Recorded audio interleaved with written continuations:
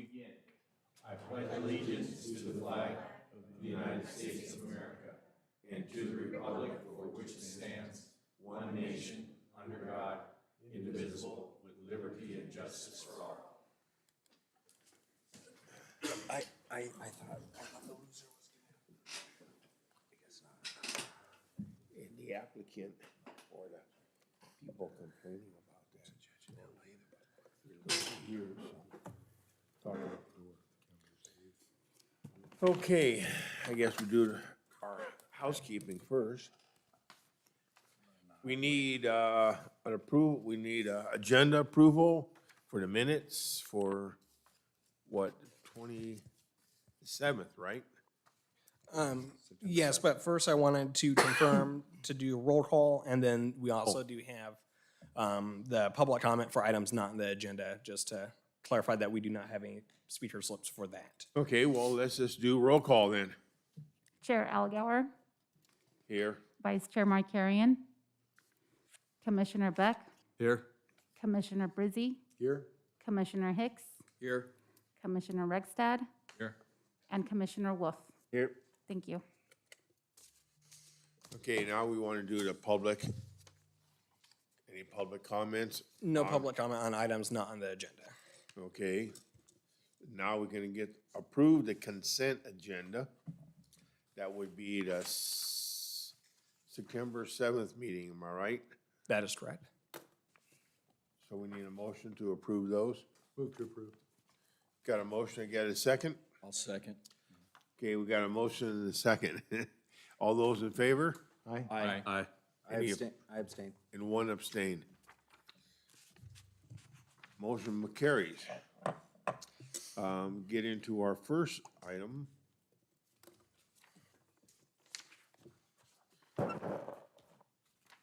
So I'll take item number 2, Chair Algauer, case number 22-125 ARC, which is an architectural review for track number 17349 that proposes to utilize 6-foot vinyl fencing as a screening material in lieu of a 6-foot CMU block wall around the majority of the site's perimeter. The applicant is Pacific Horizon Homes. Some little background history on track 17349 is that it was originally approved on July 6, 2006 to create 24 lots on approximately 6 acres. A negative declaration was also adopted from an environmental review perspective. The track map was timely filed, and the applicant is currently working through final engineering plans and structural details needed for construction of the project. And then this track might sound familiar to you because of recent times. At Planning Commission meeting of December 15, 2021, the applicant did provide an updated architectural review package, which was case number 21-198 for Planning Commission review and approval, which was for 22 single-family lots, and that included 9 unique elevation types within that approval. It should be noted too that these 22 lots were less than the original approval from 2006, but were generally consistent with that original approval and deemed to be in substantial conformance.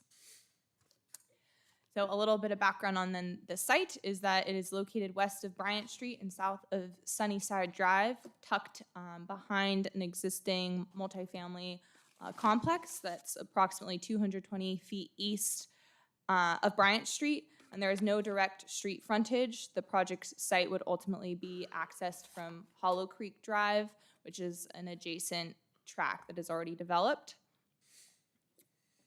So the new screening proposed for the site would be majority vinyl fencing, but located around the detention basin on the northwestern corner of the site, as seen with the blue arrow on the screen, would remain as block wall.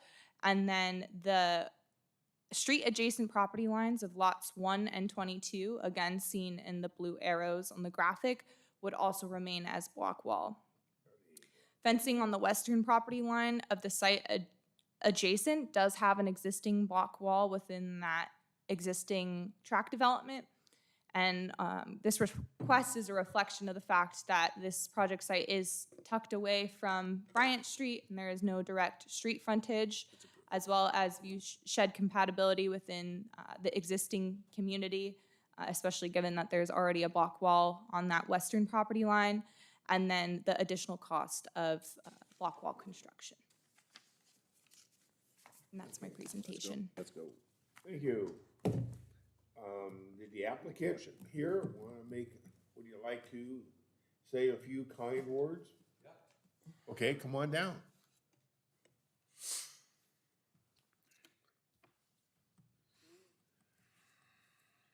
Just state your name and address for our records, please. My name is David Klein. I am with Pacific Horizon Homes. I'm the president of the corporation. Okay. Anyway, I kind of gave you guys a little package. Only did 5, sorry. But anyway,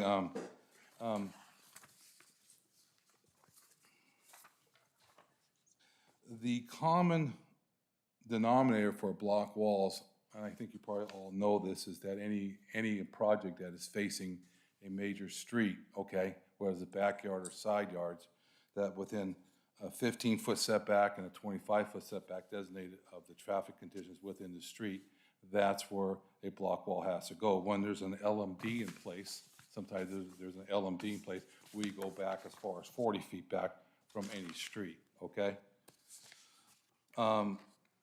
This doesn't meet any of that. We have, like they said, we've done a lot of changes on the track map. We went from, like they said, from 24 to 22 lots. We accommodated the city by removing one of the lots and putting a retention basin in, because the city does not like rain gardens and the maintenance and the state requirements of that. So we worked with the city to eliminate that, and gave up one of our lots to put the detention basin in. We did a lot more changes that, very numerous, too much to mention here, but there's been a lot of changes done on the project from the approved tenant map to the revised. I tried to submit a revised tenant map in about 4 months ago, but they said it was in compliance. Until we got to about 2 weeks ago with this vinyl fencing, okay? Some reason that doesn't fall into compliance anymore. I want to bring your attention to picture number 1. As you will notice that there is a existing tract of homes in front of this, and that blocks probably about 60% of the view of the property. So, I mean, why would there be a block wall needed behind this, this piece of property? Also, on picture number 2, this is a project that we did back in 2018, 19, over there, if you guys might remember, it's off of 7th Street and Avenue E. We did a small development over there. I have pictures on picture number 2 and picture number 4 showing a vinyl fencing going across the whole back side of that project, okay? And no block wall was required that, even though it faced up to Avenue E, okay? Or 7th Street. And the location from that to 7th Street was only 190 feet. This wall we're talking about is almost 280 feet away from the street. And only 40% of that wall is exposed to Bryant Street. As you see on the, on the little chart that, that we did there. We are not electing to say we want to eliminate the wall. We just wanted to change the materials. We're trying to keep our costs down. Everything's very high these days. My board foot costs putting these homes in the air are doubled what it was 4 years ago. And we're just trying to save everywhere that, that we can. And we have used this practice before on other jobs that we've done here in the city of Yucaipa.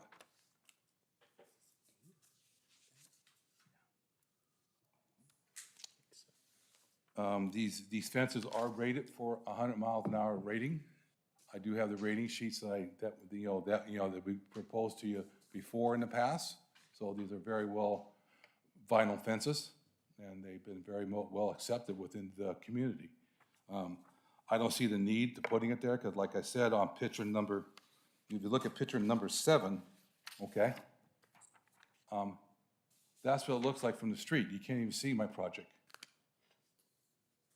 That's the tract of homes that are in front of our project. So it doesn't even, You can't even see it from the street. So that's my cry. These are my pretty pictures. And, you know, and I do have a copy of the original track map versus the revised one, you know, showing the changes that we made to accommodate the city, to try to make things go easier for everybody.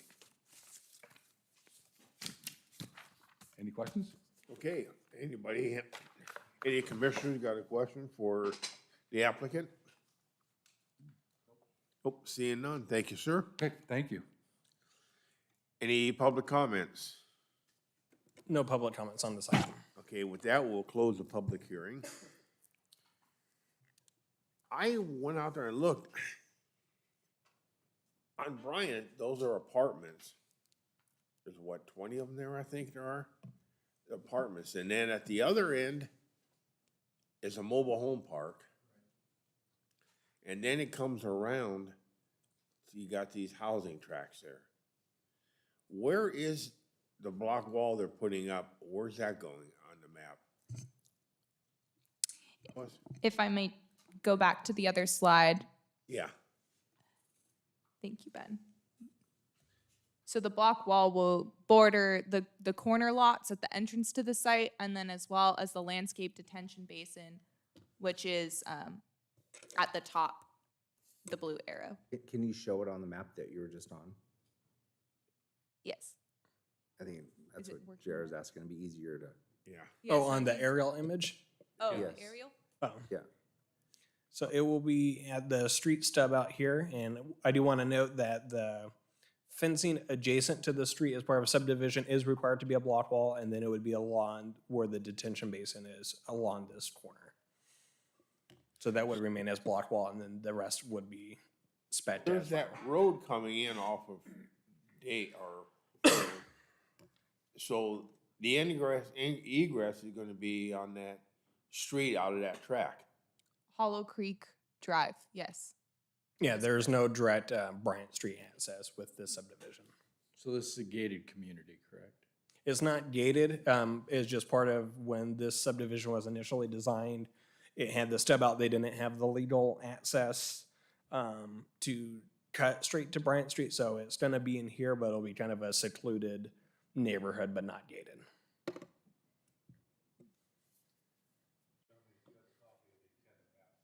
So all those homes are gonna exit on that street. Yes, consistent with the approved tentative. Like this. So you would look at it like that, Oh, I see, yeah, and that street there, is that right. street. Wow. What Okay, I don't see is the apartment complex. I guess this right here. So the current requirement's block walls, right? Along the street corner edge, that is required. Block wall for the rest of the perimeter is not a requirement of the city code. When they did the architecture review in December, they had specified block wall. It appears it was an error. And so this action is more or less to inform and confirm that the vinyl will be acceptable based, I believe, what was their intent the entire time just wasn't reflected on the architecture review in December. Is there a block wall already where the little apartment complex is around that? There's not a block wall. There is on the Syntax homes. They have kind of the weird concrete slatted fencing that's there in various stages of repair. And so they would do the vinyl fence to just kind of provide a formal buffer on that rather than trying to rehab. And you're talking about that little complex off of Bryant Street? That one does not have a fence on the That edge. doesn't have anything? No. So there would be a vinyl fence that would go? Yeah. And this, can you put up the map, the other map you just had? So all the space that's north and south of that little patch of apartments, that's not being developed? Not with this project, no. So that's gonna stay a dirt lot. It's just that rectangle that's gonna be developed, right? Based off of looking at this? That is correct. The apartment lot is that entire frontage along Bryant Street, and so that's owned by a different entity than Pacific Horizon Homes. So there'll be a block wall that goes from the top, which would be the north, down to the bottom, which would be the south, where that little line is that you see.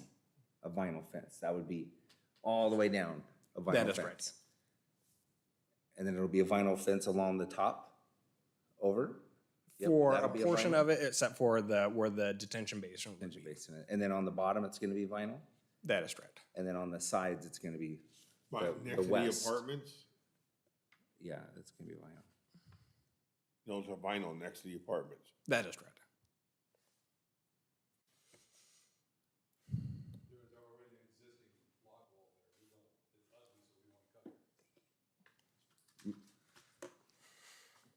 Oh, so there is a block wall right there already. Where? Behind I the don't know. apartments? I'm very confused. So this is the apartment. Walls are at. So this is the apartments, this is a mobile home park, this is a single-family subdivision. This is part of the Syntax Homes that was built in the late 80s, and so this has a concrete kind of slatted wall, but now that, you know, this thing is in the mid-30-year range, they're in kind of different stages of condition, but they're contained within that subdivision area. The applicant is proposing a vinyl fence along their perimeter, with the exception of the block wall adjacent to the street as it gets to the cul-de-sac, and then around the detention basin. So that's what they're specifying, is that they would do vinyl fencing around it. Around the They whole are thing. surrounded by existing development, pretty much entirely, some that has fencing already in different stages or no fencing at all. And so they're proposing for their subdivision and the individual lots to provide the vinyl fencing. So that mobile home park, if it doesn't have any fencing right now, it just opens up into that field, then it'll be a vinyl fence, and you'll just go from the mobile home park. If you jump over the fence, you're inside of somebody's backyard, Yeah, which is what the. whether it's a block wall or vinyl fence. Yeah, and that's how the subdivision, when it was approved, was set that way. Okay. So the subdivision design itself isn't changing at all with this action. It's just clarifying from the architecture review that was approved in December that the material that they meant to be around the project was vinyl fencing. In the last few of these projects, such as this one, we have been approving the vinyl fencing, right? Yeah, there's no consi- code that prohibits it. And what this commission's been granting, the exterior, but there is no exterior. We typically want it to be block. But on a project like this, I mean, it's not adjacent to any major street. And am I correct in that? In the past, we've been, Yeah, vinyl fencing Vinyl has been fencing an acceptable fencing conditions. material for different subdivisions. And really, this action is to help clarify, since they did the architecture review and on those plans it called out the block wall. And so it was apparently in error. And so as part of that, since you guys had approved one thing, is making sure that we're reconciling that change formally. yeah, I thought we just did one. Remember somebody had a vinyl fence, then we had to say, oh, it needs to be to this standard and all that kind of stuff. And they didn't know what standard it was gonna be. I think Mr. Klein had that one on Fremont and Douglas, and that was vinyl. Yes, that is correct. And that's one that recently was built. And the one on 7th Street that he's talking about across from the park, the pool. I think that's a great looking community. Yeah. Any other commissioners want to weigh in here? Questions, Lloyd? I'm good. Question for staff. Your recommendation is pretty much leaves it up to the commission. Is staff leaning one way or the other on this, or no? Or are you indifferent? Indifferent. The vinyl fencing is a good material, certainly better than other types of perimeter fencing for subdivisions like wood. So certainly up to the discretion. They do specify as well it's going to be off-white, so that way it's a little bit more subdued in terms of the location from, if you're peeking through along Bryant Street, it's not going to stand out as much. 100 mile an hour, withstand 100 mile an hour winds. Yeah. Okay, Richard, you got anything? No. Mr. Hicks? Nothing. Nothing. Wow. Okay, I make a motion, we approve case number 22-125 and the architectural review for tract 17349 for the the ability to utilize a 6-foot vinyl fencing as a screening material in lieu of the 6-foot C&D wall. I'll second. Okay, we have a motion and a second. Any other discussion? Seeing none, all those in favor? Aye. That's 5. So you're good, 6, that's 6. 6-0. Motion carries. Okay, the next item, I am going to turn over the gavel to Bart. Yes, I gotta step away on this one. It's all yours, my friend. In case number 21-202. Thank you, Honorable Commissioner Brzee. Tonight, we bring back before you case number 21-202. The applicant, You Store It. Unfortunately, the newspaper notice for this was not posted, and because of state requirements for noticing, we have been required to post that again for an additional 2 weeks. So it is our recommendation that you concur with our recommendation and provide the following statement to move this hearing to the Planning Commission meeting of October 5th. Any questions of staff? And I do want to note for the commission, one, certainly the newspaper notice troubles that we've had with this is unique in my experience for any other project we've had. And so certainly trying to get that corrected moving forward so we don't run into this. And then we did receive 3 public speaker slips from members of the public. They did note that due to their availability, they would like the opportunity to provide public comment tonight, recognizing that there will not be a presentation nor the applicant to provide a rebuttal to those comments. Okay, let's go ahead and take public comment. So the first public, The applicant is not here. the applicant is not here. So that we will direct them to the meeting recordation so that they can hear the comments and provide a rebuttal at the subsequent meeting. The first public comment is Gary Morris.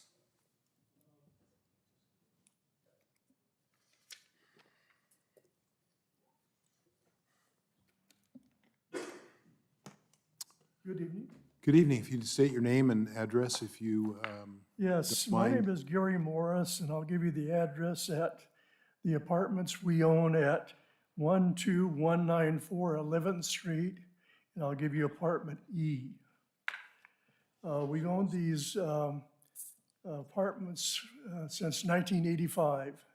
So we've seen a lot of development in Yucaipa, both good and bad, and we'd like to encourage the good development.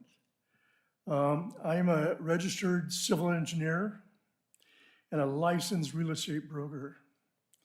So I've seen a lot in Yucaipa. We've done a complete review of the proposed storage facility, and we find the facility is not appropriate for placement in a residential area.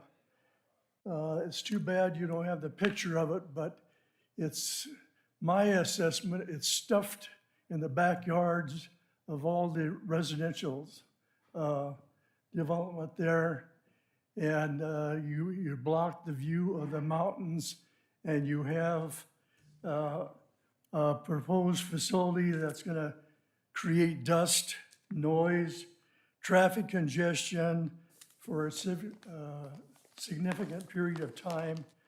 And it's gonna destroy the normal peace and quiet of that surrounding neighborhood. The project is supposed to be constructed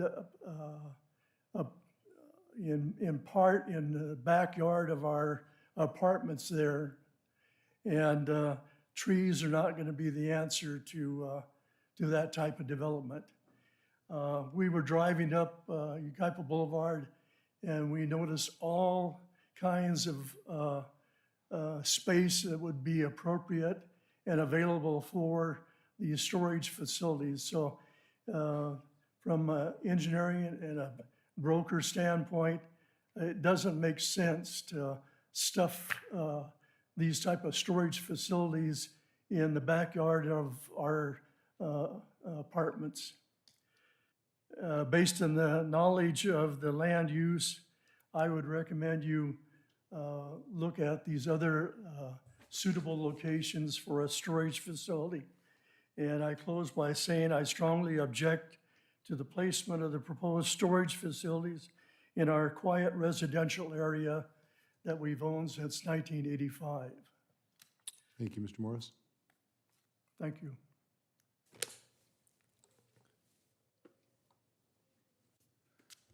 Okay, the next public comment is Jonathan Yessie. Okay. I have a prepared statement in case I go over for dissemination, please, to you commissioners as well as the staff. My name is Jonathan Yegi. I do reside at the apartments at 12194 11th Street. I can personally say that my nice scenic view that you as a commission are required to, in your charter, protect would be completely obstructed. Not to mention, I know personally we have 3 people who work nights who try and sleep during the day and has never been a problem before, and yet would be a continual problem going forward. And personally, you guys have done a great job in creating a nice, beautiful city, what you would call gentrifying it. This commission has done very well. I feel like this would be a complete opposite of that. There are facilities that have been built around since they've been constructed, but this would be trying to construct a facility in the middle of existing residential homes. And I can personally tell you that that street on 11th Street has been under disrepair for the last 3 years. I've filed 8 complaints with the city to get it repaired. I don't trust this city to actually repair those roads. And the one spot that it went bad and actually had 2 sinkholes that have been covered by steel plates for 3 years and somehow just got repaired 6 days ago, they all of a sudden, are right in front of the existing commercial, which has occasional deliveries.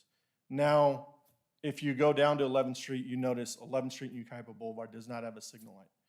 There is no way that a truck is going to try and make a U-turn on that boulevard right now. So that means a truck driven by a private citizen who is not going to be following truck routes is then going to be directed down 11th Street. They're not going to bother to go up to Oakland Boulevard. Their GPS can direct them right down 11th Street. They're probably going to come in right off 12th. So incurring traffic issues that are not even addressed in their environmental impact report, by the way. They deemed it, oh, that's not a problem. Traffic was not noted of being any sort of issue on the environmental impact report. So there's several things that on their environmental impact report they left off. Public safety. I work in EMT. Putting a large commercial building immediately adjacent to private residences is making those residences a soft target. Okay?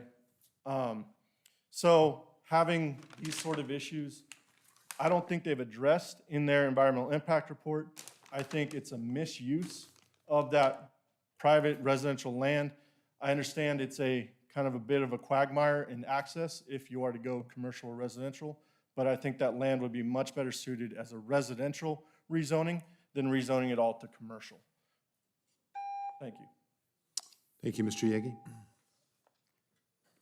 And then Christine Yegi. My name is Christine Yegi, and I act as the property manager for the apartments addressed at 12194. Sorry, it's very close to a different address I have. So, because the other issues have already been addressed, I'm going to try not to readdress any of the objections stated. But I have personally supervised and facilitated many improvements at those apartments at a very high expense. We did that for many reasons. We did it because we wanted to provide wonderful, affordable housing for residents in the city of Yucaipa. But we also did it because my parents had invested, and we want to continue to have that be a very attractive property. And we have paid for high-end materials inside and have been able to raise our rents. And of course, going forward with my parents, if they should decide to sell the property, there is not only the existing apartments that are on there, but there is a section of property, of raw land that we own that we have not chosen to build on, but when we go to sell it, will be part of a sale. And all of that is going to be affected by whether we're going to lose tenants who are not happy about being surrounded by a commercial property that is, by its very nature, brings in people day and night, lights, noise, and a feeling of being less safe than they were before. And so going forward, that makes our entire property have a lowered value. And after giving to a community and really trying to be an asset to the community and partner with the community, this feels very dismissive and is definitely damages our financial stake in the property that we have and we've kept up. Thank you. Thank you, Ms. Yegi.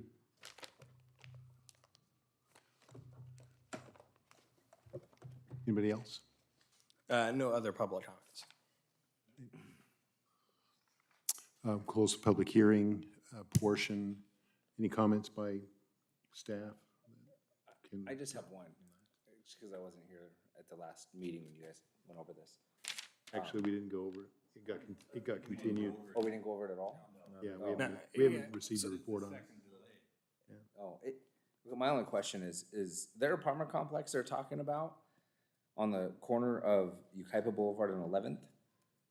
It's further down 11th Street. Further down 11th. No, it's halfway. It's halfway between Yucaipa and Avenue D. So, I'm sorry, Mr. Yegi, we're making a record here. I don't see the address for it. What we can do as part of the presentation at the next Plan Commission meeting, we can identify based on the comments provided, highlight exactly which property they are referencing, just so that you guys have that context. But yes, as Commissioner Brzee noted, this is the second continuance due to issues we've had with the required newspaper posting. Okay. So It's just reference, they're making comments about their property. I'm trying to figure out where exactly on this map their property is, as they're talking about it. Yes, That's and all I got. for the public speakers, their comments will be summarized in the agenda, or the minutes for this meeting, which the commission will have next time. And the applicant will be able to respond to your concerns. So, I just have a question is, I guess a concern, since we opened public comment and closed it, how's that gonna affect the next meeting? So we will continue the public hearing, and so the public hearing will be reopened as part of that meeting. As public comment? Okay. Because because we do need to do the presentation and allow any other interested party members or certainly the applicant to provide testimony and appropriate rebuttal to those comments. all right, anything else from the commission? If not, we'll need a motion to continue to October 5th. I'll make a motion to continue to the, what's the next meeting? Oh, yeah.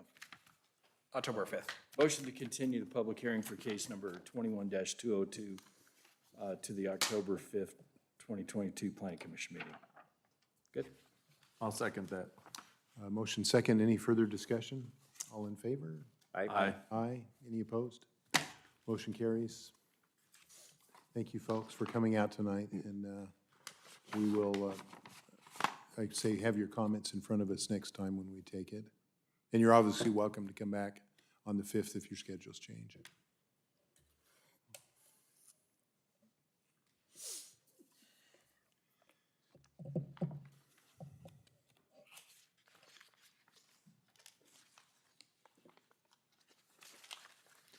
And with that, I will cede the gavel back to the chairman as is appropriate at this time. You didn't have With the my gavel. sincere thanks for allowing me to wield that power for a few minutes. Okay, with that, I guess we move on to our last item on the agenda. It is case number 21-202, a minor, no? No, so the last item is the. Was that it? Yeah, so Leave? I do have announcements for the Plan What the Commission. hell was I looking at? The city council recently adopted the housing element following your guys' recommendation, so that is done. Hopefully HCD does the certification and I can be done with dealing with that document. For the time being, the city council also took the public hearing for the Riverwalk Senior Housing Apartment and General Plan Project, the 150 units. That project was approved.